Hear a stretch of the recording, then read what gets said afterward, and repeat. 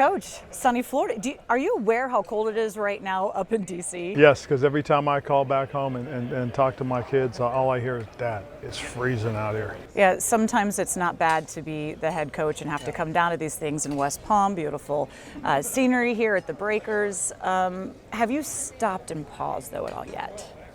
No. I'm on the competition committee, so I got here and I hit the ground working.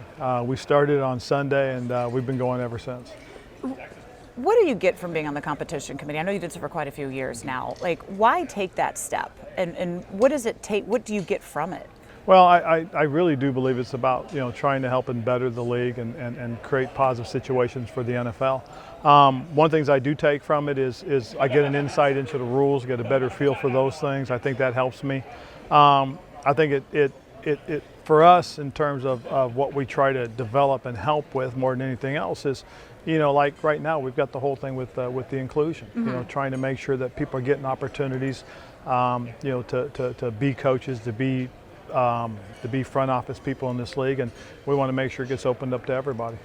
As a minority coach yourself, as having one of the first females on your coaching staff, I guess the new rule wants to have a minority or a female that works with the offensive coordinator. Yep. Do you believe that that'll work? Is this a good step in the right direction? Well, I do think it's a good step in the right direction. Will it work? Only time will tell. But what we've seen, and everybody realizes and recognizes it, that one of the quickest pipelines to get advancement in this league is through the quarterback position. So if you're coaching that position, if you're coordinating on the offensive side, you've created probably the best pipeline for people to get chances to take the next big step. So yeah, I hope it works. I believe it can, but right now only time will tell us. What would this mean internally for Washington? Because you already have Jennifer King there, and I know when we first brought her in, you said you wanted her to learn multiple rooms before she just kind of got that permanent position with the running backs. Right. Could this be an elevation for her, or maybe something else? It's probably going to be something else. We're going to get Doug involved. We've thought about this for a few weeks, to be honest.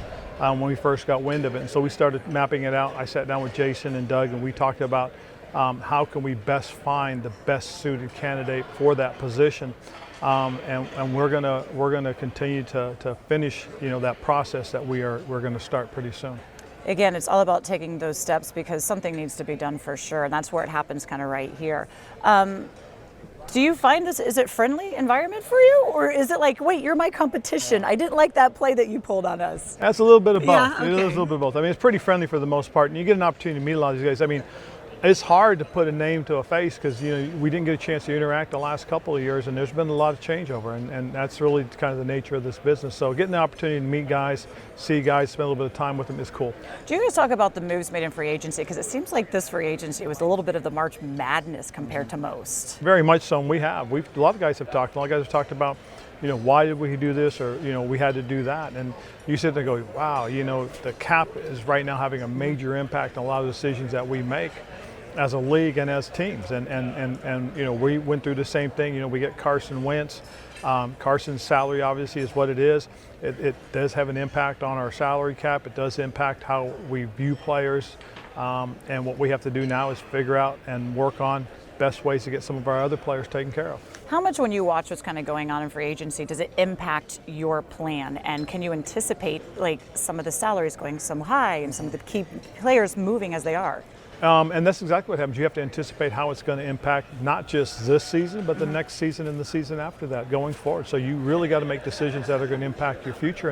And, when you make a play like we did and we bring a Carson in, it does change our plans. Because one thing that we always looked at was, let's find a guy and let's draft him and then build around that.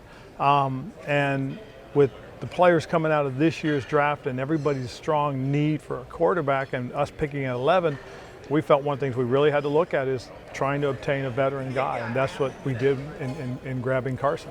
You told me heading into this time period that getting a quarterback was the number one priority, and you had your options. So you go out and you get Carson. What is that next step? What is the next priority to be able to address here? Well, I think the biggest thing, Julie, is to make sure we have the offensive people in place. Can we protect them? Do we got to make sure that offensive line is fortified, and we're going to continue to look at that to make sure we do have the right pieces in place. Then it's about the playmakers. Do we have enough playmakers around him? will those guys coming back from injury be ready to play for us once we get into the into training camp and then get into the regular season? So we've got to look at all those things to make sure that fits our offensive attitude, our offensive philosophy, and our offensive scheme. You have the draft coming up, 11th overall pick. I know you've been out to a couple of Pro Bowls as well. I imagine free agency and those moves, again, are shifting what you might want to do in the draft. Where are you in your plans and kind of knowing what you want to do with that spot and the 6 picks you have overall? Well, the biggest thing as we've gone through all these pro days is really getting a closer look at some of the guys that we've targeted. And quite honestly, at several that we've gone to, there's been a couple of guys that have stood out that we did have some questions about and feel really good about. So, and we're not done. I'm going to hit the road again once we finish up here tomorrow. I'm going to take a couple of days and then we'll be hitting the road again.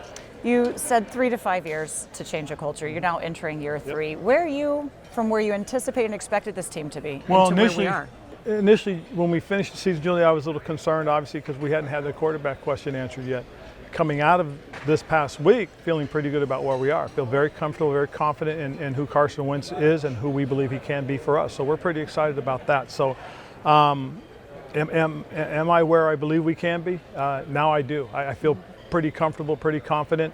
We've just got to make sure we make some really good decisions in the next month and a half and going forward. Wish you the absolute best. You're doing all the work. We just sit back and watch. Looking forward to see where this team does go in year 3 with you. So hopefully you get to enjoy a little bit of West Palm Beach. Well, I'm most certainly not all meetings locked inside. No, they're not. They're not, Julie, but thank you. All right. Thanks, Coach.